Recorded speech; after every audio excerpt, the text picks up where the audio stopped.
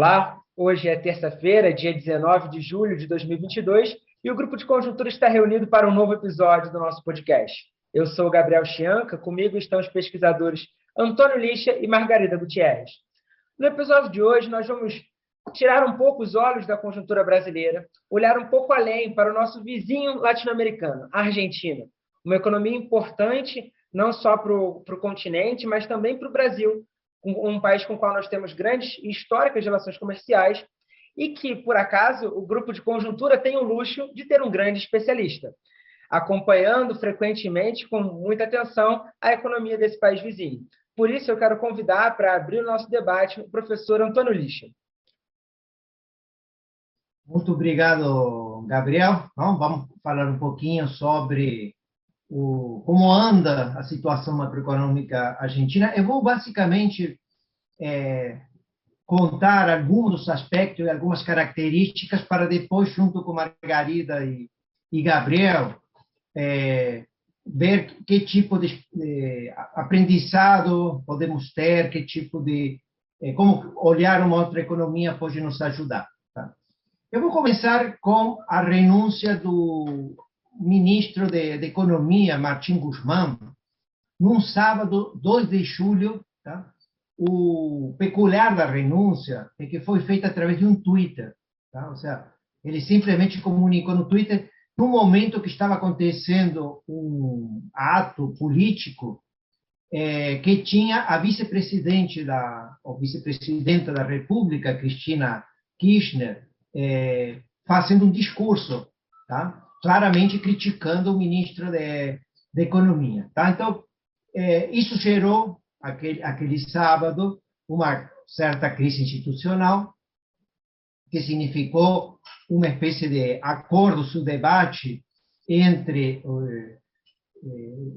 os distintos segmentos, os setores do governo, para ter um novo ministro de Economia. Tá? A eleita foi Silvina Batakis, que foi também nomeada através de um Twitter no domingo à noite, não, dia 3 de julho, tá? E tomou posse no dia 4 de julho.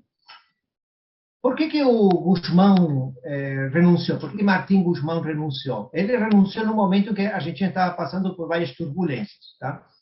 É bem conhecido que grande parte dessas turbulências são criadas a partir de atritos políticos dentro da coalição governamental. Tá? A vice-presidenta Cristina Kirchner, tá? E o grupo com quem ela basicamente se relaciona, que chama a Câmpora, e é presidida pelo filho dela, que é um deputado federal, tá? Junto com o Instituto Pátria, que é um instituto que assessora a vice-presidente, que foi criada durante o governo dela, estavam basicamente criticando a labor e a instabilidade macroeconômica que existia basicamente a partir do mês de maio. Tá? O que aconteceu a partir de maio é que parte das dívidas em pesos do Tesouro argentino, não, dívidas soberanas em pesos, tá? Esses títulos chamam-se de LELIQ, não? Letras de liquidação. Tá? O Tesouro começou a ter grandes problemas para rolar sua dívida no mês de maio. Tá? Os problemas estão associados a que o gasto público estava crescendo muito acima da inflação este ano. Por exemplo, saiu agora o dado do primeiro semestre das contas públicas, e o gasto público, em termos reais, subiu 11%, ou seja, 11% acima da inflação na Argentina. Tá? É claro que esse aumento, esse déficit público criado pela expansão do gasto, tinha que ser coberto através dessas LELIQs, e o aumento começou a ter problemas de rolagem. Tá? Lixa, esse aumento do gasto que você está se referindo é em que período? Se refere a que período? No período janeiro, junho, primeiro semestre. Tá? Mas, digamos, em maio começou a ter já os problemas, os mercados começavam a exigir uma taxa de juros muito maior para rolar e prazos muito menores para rolar. Tá? O mercado, tá? Para sustentar o preço das LELIQs, o Banco Central argentino começou a comprar esses títulos. Ou seja, o Banco Central argentino não tem os impedimentos que tem aqui no Brasil e começou a comprar esses títulos da LELIQs, basicamente para sustentar o preço e evitar o aumento da taxa de juros dos títulos. Tá? O problema está de que o Banco Central, para reduzir a monetização, porque basicamente tinha que vender levax a preços muito curtos, mas ele não conseguia esterilizar tudo.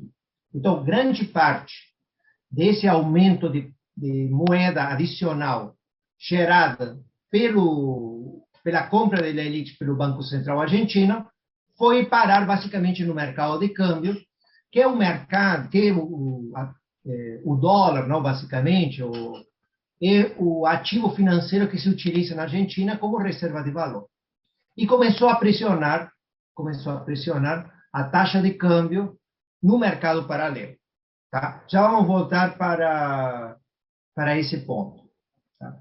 Por outro lado, o Banco Central argentino ficou com um volume, em maio também, ficou com um volume muito pequeno de reservas cambiais. Tá? As reservas brutas argentinas estavam um pouquinho acima de 40 bilhões de dólares, mas aí você tem um conjunto de dívidas e basicamente tem um swap cambial feito pela China, que a Argentina contabiliza entre suas reservas. Então, em termos líquidos, o Banco Central argentino disponibilizava de 5 bilhões de dólares, muito pequeno. E aí o Banco Central, então, começou a sofrer, no mês de maio, um certo dilema. Tá? Não tinha dólares para vender. Lembremos que a Argentina tem um câmbio administrado, tá? A Argentina tem uma taxa de câmbio administrada, então fixa, então o Banco Central vende no mercado oficial a um certo preço, tá? E para evitar a desvalorização, num contexto de grande desequilíbrio fiscal, ele decidiu aumentar as restrições ao mercado de câmbio oficial. Tá? O nome que a gente coloca lá é cepo.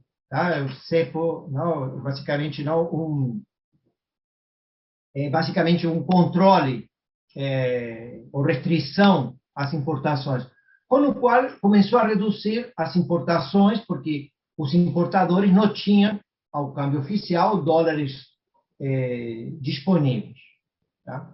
Então, você tinha no mercado de câmbio um dilema entre desvalorizar e aumentar os controles cambiais, que começaram a ter desabastecimento no mês de junho.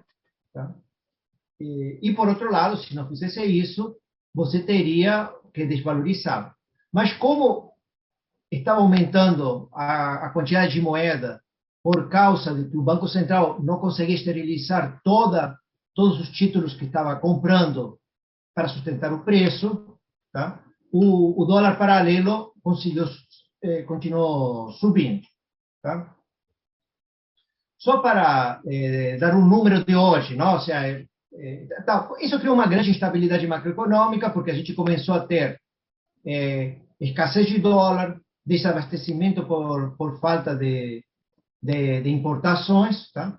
A inflação no começo do ano estava num patamar de 3 a 4% ao mês, então, mas a partir desse momento, por causa da incerteza, começou a ficar entre 5 e 6% entre os meses de maio e junho. Então, você tinha uma inflação subindo, escassez de dólar, um mercado de dívidas em pesos, não, que as LELIQs, que não estavam conseguindo ser rolado, um Banco Central que tinha que monetizar parte dessa expansão, estava pressionando. É nesse contexto que o Martín Guzmán não suportou as pressões e renunciou, além das questões políticas. Tá? Um outro ponto que a gente tem que destacar também é a situação da dívida externa argentina em dólares. Tá? Na verdade, a dívida externa argentina em dólares subiu muito até 2018, tá? Durante o governo de Macri. A gente levou um susto no mês de setembro, outubro de 2018, por causa de que a gente já não conseguia fazer os pagamentos dos serviços dessa dívida externa, e a Argentina foi para o Fundo Monetário em abril de 2018 e pediu um acordo stand-by, ou seja, a Argentina recebeu um crédito de 44,5 bilhões de dólares, e com isso, esse crédito do Fundo Monetário otorgou, em abril de 2018, a Argentina pagou o serviço da dívida externa em dólar. Tá? E com isso, a gente... Tá?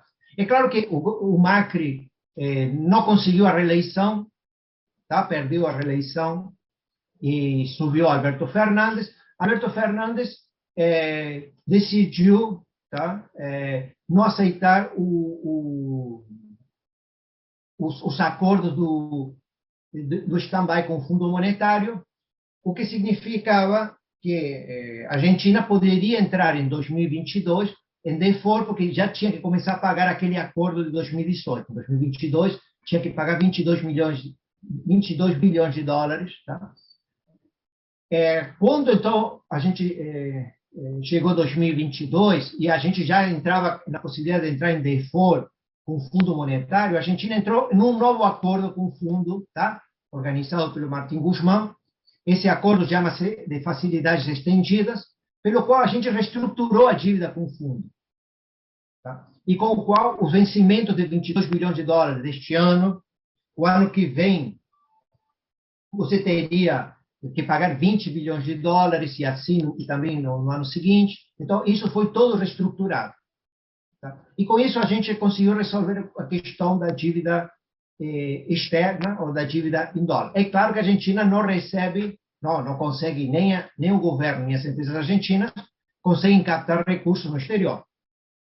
Tá? Porque, basicamente, aqueles 44,5 bilhões de dólares que o fundo emprestou já foram utilizados para pagar essas dívidas externas. Tá? Mas, por enquanto, a gente não entrou em default na dívida externa, por isso que a gente só tinha para financiar a dívida, o déficit fiscal, a dívida em moeda local, tá? Em pesos. Tá? É claro que aquele acordo com o fundo de facilidades estendidas significava estabelecer algumas metas, tá? E isso significava uma âncora para o governo do Martín Guzmán, tá? Basicamente, você tinha as metas eram metas em reservas, o Banco Central tinha que comprar reservas, isso, tá?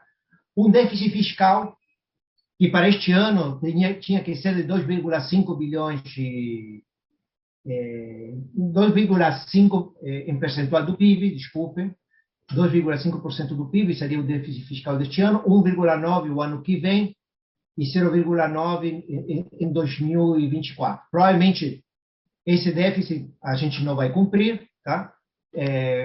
Segundo algumas contas que foram feitas depois que apareceram nos dados do primeiro semestre, o gasto público deveria se encolher em termos reais quase 8%, ou seja, aumentou 11% em termos reais no primeiro semestre. Para cumprir a meta, provavelmente você tinha que ter uma redução de 8% em termos reais, o que vai ser muito difícil de cumprir. E tínhamos também uma meta de inflação de 52% para este ano, que obviamente a gente não vai cumprir. Tá? A inflação acumulada em 12 meses está hoje em 64% ao ano, não 64% em 12 meses, e ela está se acelerando. Tá? Especialmente porque, com a renúncia do Martín Guzmán, tá? E quando a Silvina Batak assumiu, apareceu um momento de incerteza que levou a uma grande remarcação de preços domésticos. Tá? Se espera que este mês de julho a inflação esteja por volta de 7%. E como existe uma certa inércia, devemos ter uma inflação também de 7% no mês de agosto. o que significa que devemos ter uma inflação acima de 90% este ano. Tá? Então, temos uma inflação se acumulando, se acelerando. Tá? Professor, apenas auxiliando a sistematizar um pouco, então, a partir desse acordo que foi feito pelo governo atual e pelo ministro que já saiu, a Argentina hoje não se encontra em default, ela tem compromissos com o Fundo Monetário Internacional, mas a dívida do governo hoje está lastreada no peso argentino, certo? Apesar das condições desse acordo com o Fundo Monetário serem, na sua percepção, difíceis de serem alcançados. Tá.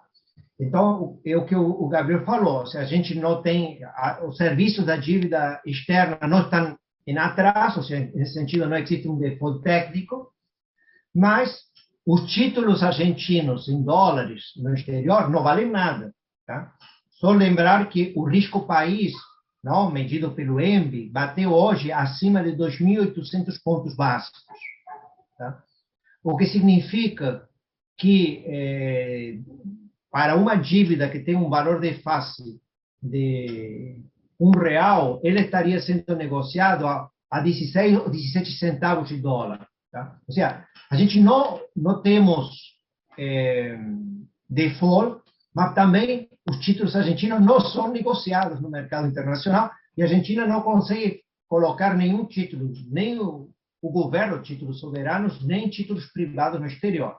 Tá? A gente está absolutamente isolado no mercado internacional. Tá? Então, temos esse ENBE, esse risco país em 2.800 pontos, significa que praticamente o mercado de títulos externos em dólar não, está totalmente paralisado.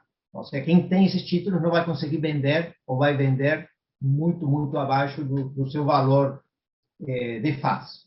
Tá?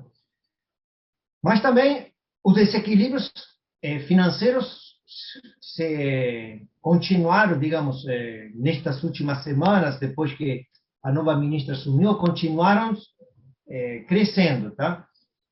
Já falei que o dólar oficial hoje está sendo negociado, tem vários dólares oficiais, tá? Tem o dólar OI, tem o dólar no atacado. O dólar no atacado está mais ou menos em 130 pesos por dólar.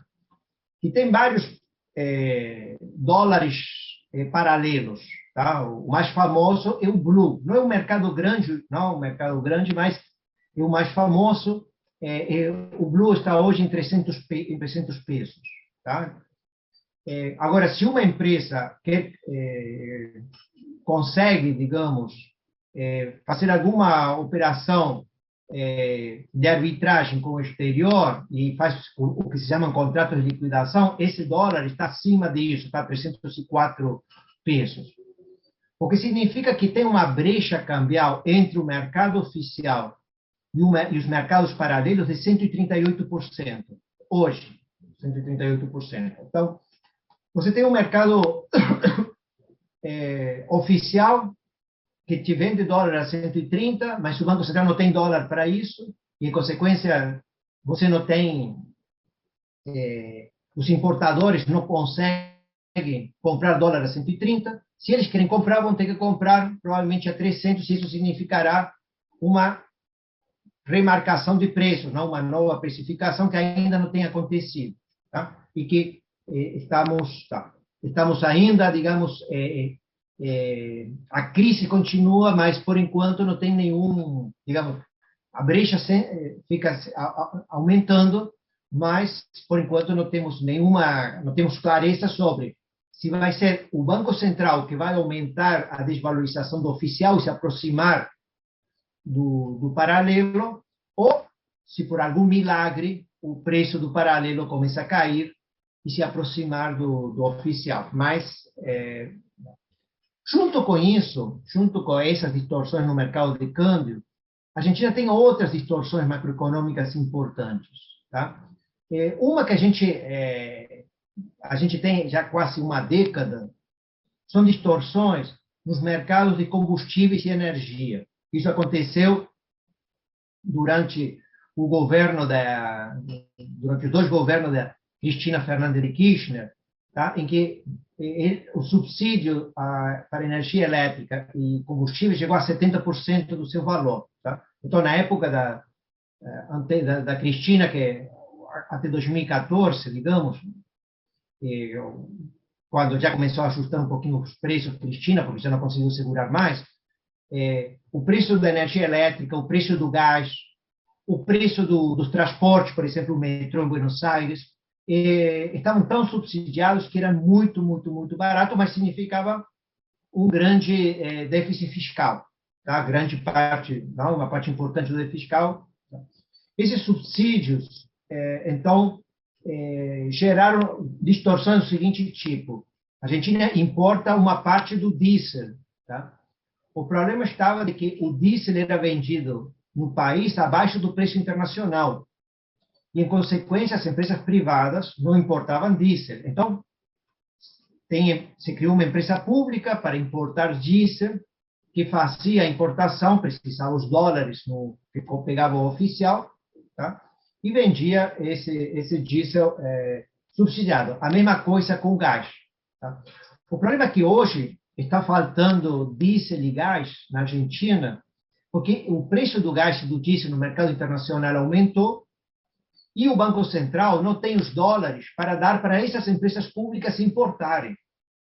Tá? Então, os caminhões e os implementos agrícolas que precisam de diesel não conseguem hoje funcionar, porque a empresa que é importadora de diesel, que é pública, porque não tem importadoras privadas, porque isso não está abaixo do preço internacional, essas empresas não têm dólares, porque o Banco Central não tem reservas para vender dólar.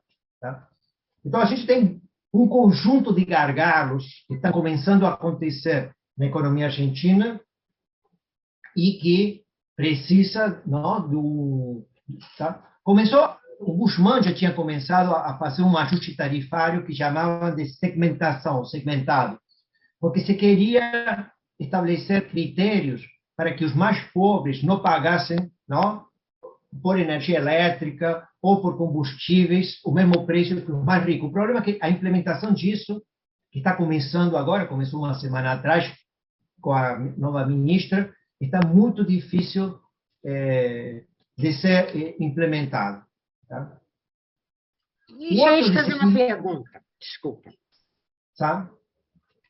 Não, você quer finalizar? Que eu tenho algumas perguntas que eu gostaria de colocar para você, para que o nosso ouvinte pudesse entender melhor por que a Argentina chegou a uma situação tão dramática, que realmente todos os fundamentos macroeconômicos da Argentina estão terríveis. Uma inflação subindo, um gasto público que não para de crescer, cresceu 11% em termos reais, né, acima da inflação nesse período, nesse primeiro semestre, e teve lá um problema de dívida externa que teve que ser socorrida pelo FMI. Né? Então, você tem problemas no fronte externo, no fronte inflacionário e nas contas públicas. Na verdade, esses problemas eles foram sendo semeados, né, se é que a gente pode dizer assim, desde que o casal Kirchner assumiu o governo na Argentina e depois se sucedeu um ao outro. O Macri tentou fazer um ajuste muito gradual, e aí talvez ele tenha errado por conta disso, né?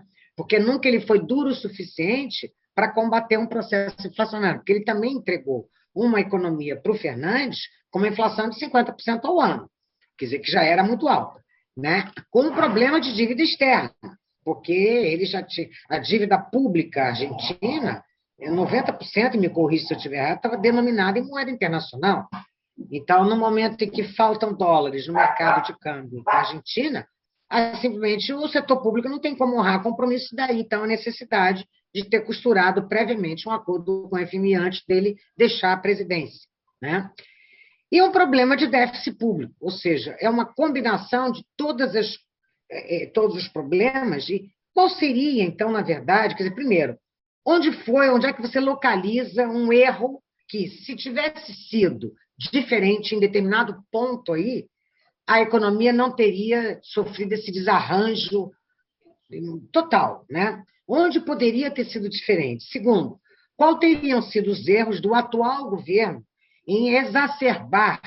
Qual é a responsabilidade do Macri? Porque o Macri, teoricamente, tem uma visão totalmente diferente de como funciona a economia, de política econômica do que o atual governo. Onde ele errou? Porque ele também entregou uma economia com um problema elevado de inflação e de dívida externa, né? E onde foi que o Fernandes, que poderia ter, eventualmente, tentado fazer ajustes aí, onde foi que ele errou? Porque as coisas só fizeram piorar de lá para cá, desde que ele assumiu o governo dele. Me parece que não existem mais instrumentos clássicos, tanto de política fiscal, como de política monetária, como de câmbio, para solucionar esses desajustes fiscal e inflacionário de contas externas. Como lidar com isso? No caso estou falando do que, digamos, tua pergunta me levaria digamos, quando a gente olha o gasto público argentino, ele é parecido em algumas coisas com o gasto público brasileiro, porque a Previdência ocupa um destaque, tá? E os programas sociais também. Os programas sociais argentinos têm uma parte maior que no Brasil, tá? Praticamente 8 milhões de pessoas hoje vivem de programas sociais na Argentina, para uma população de 45 milhões. Tá? A gente chegamos a ter 12 milhões de pessoas com planos sociais. Tá? Então, a gente tem planos sociais e previdência, são elementos importantes. A Argentina sempre teve uma política de investimentos públicos importante, que agora desapareceu, mas que ainda no governo de Cristina Kirchner e Maurício Macri foram importantes, e a gente tem, digamos, um buraco fiscal grande por causa desse subsídio aos combustíveis, que precisa de reajustes, tá? Tarifários. Tá? Então, agora a gente o que a ministra está tentando, de alguma forma, implementar esse ajuste tarifário, mas que é muito gradual. Está sendo muito gradual. Então, ele anunciou um imposto sobre imóveis, através de uma revalorização dos imóveis. Parece que a gente vai ter para o ano que vem, vai ser estabelecido um novo preço de imóveis e um novo imposto sobre imóveis. Tá? E o que Silvina Vastakis tentou dizer é que ela vai ter um enfoque administrativo. Isso é surpreendente, Margarida. Ou seja, ela disse assim, eu para controlar o déficit fiscal não precisaria de leis que mudem a previdência, que mudem a política social, que mudem as tarifas públicas, precisaria de um conjunto de leis. Mas como isso eu não consigo fazer, porque eu não tenho força política, eu vou tentar ajustar o déficit fiscal de forma administrativa. Então, só vou pagar à medida que entrar o dinheiro. O que é uma coisa difícil, porque governadores pedem dinheiro, não pedem suas transferências, os prefeitos pedem dinheiro, você tem que pagar as aposentadorias, você tem que pagar os... Tá? E então ela fala assim, não, vamos juntar tudo numa conta única e só serão liberadas partes. Mas que partida vai liberar se você vai ter um pedido maior que não tem recursos? Por essa razão, ela não anunciou um programa, não se anunciou um programa, senão simplesmente que a administração do déficit fiscal seria feito dessa forma, eu chamo de administrativa, que obviamente não vai funcionar, porque vão ter pressões para ela, vão ter pressões, não, do contrário, não vai pagar aposentado, não vai pagar os planos sociais, não vão pagar o funcionalismo público, ou não vai pagar as obras públicas, e aí vai dar problema, porque... Tá? Então, isso então não é crível. Então, o problema está de que você não está totalmente à deriva. Tá? Se você pergunta para qualquer economista argentino o que fazer, que fazer é sobreviver. Essa que é a coisa. Ou seja, sobreviver quanto? Bom, sobreviver mais um dia, na verdade. A gente estamos na situação. Anteontem, um jornalista perguntou para a ministra como era a situação cambial e fiscal argentina. E ela usou uma palavra só: desoladora. Mas é a ministra que normalmente procura ser uma pessoa otimista, não? E ele usou a palavra tranquilizadora, pelo menos.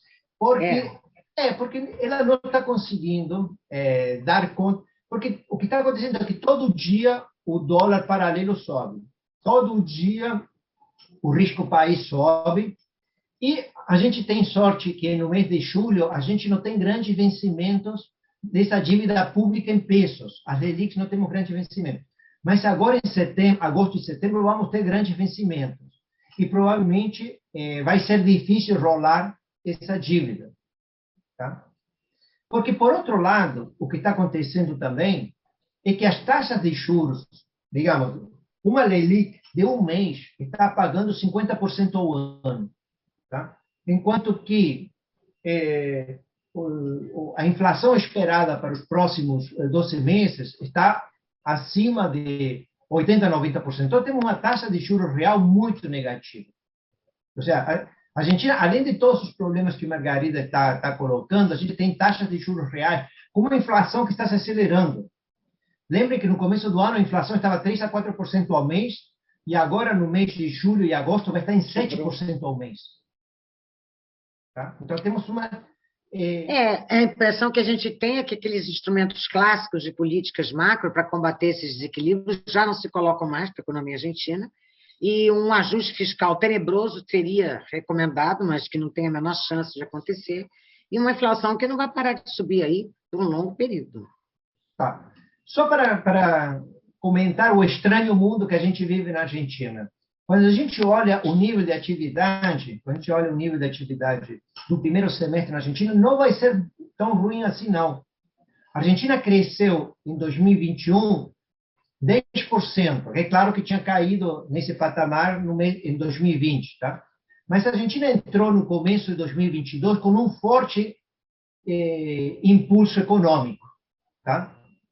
Tanto é que hoje saíram dados da indústria do mês de maio, é claro que um pouco antes da turbulência que estou contando no mercado de dívida pública com Martín Guzmán, tá? Mas, de qualquer forma, quando a gente olha até maio, a indústria cresceu 12% ao ano. Tá? E quando a gente olha a taxa de desemprego na Argentina, ela está em 7%, está abaixo da brasileira. Então, a gente não teve, apesar de todos os desequilíbrios, é claro que a inflação, acelerando do jeito que está criando muitos pobres que não estão conseguindo acompanhar com seu rendimento o aumento dos preços. Isso sim, então a pobreza está subindo. Mas o nível de atividade no primeiro semestre argentino não foi tão ruim. Tá? É claro que ela vai começar a cair rapidamente agora, na medida que a crise e os indicadores financeiros começarem, e os gargalos que estão acontecendo por causa da escassez de importações, comecem a se desenvolver. Tá? Mas, Onísio, esse mercado de trabalho que tem essa taxa de desemprego menor que a nossa, na verdade, não retrata uma realidade do mercado de trabalho. Porque você tem aí 20% da população com algum mecanismo de transferência de renda fora os aposentados. Então, claro, você tem uma população economicamente ativa, por definição, mínima. Então, essa taxa de desemprego seria muitíssimo mais elevada, né? Caso você não tivesse. O mercado de trabalho argentino, do ponto de vista formal, o que são formais, são 100 milhões de pessoas. Ou seja, tem menos pessoas com carteira assinada na Argentina que com planos sociais. O que mostra uma distorção absoluta do cenário, do cenário macroeconômico. Tá? Então, por enquanto, digamos, este governo, o governo de Alberto Fernandes, tem, digamos, do ponto de vista do seu mandato, vai até dia 15 de dezembro de 2023. Tá? Então, ainda temos muito tempo e a gente não sabe se essa instabilidade no mercado de câmbio, no mercado de títulos públicos, tá?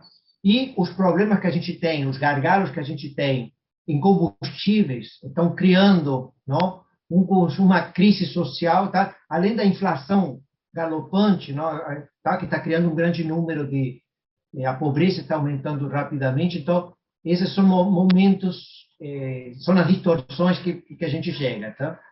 chama atenção a resiliência da sociedade argentina. Isso é uma coisa para mostrar, tá? Ou seja, como é que uma sociedade, não?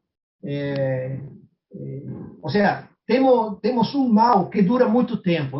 Provavelmente são os piores males que podem durar, não? Ou seja, porque se um mal dura pouco, ou seja, é tão intenso que cria uma crise, como uma hiperinflação, dura pouco, porque vamos ter, tá? Aqui a gente tem desequilíbrios que vão durando e se estendem durante muito período de tempo, tá?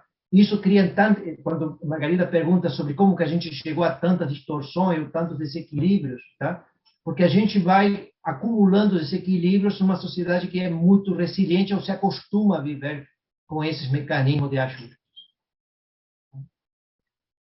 Bem, eu acho que assim nós encerramos o episódio de hoje do nosso podcast do Grupo de Conjuntura Econômica.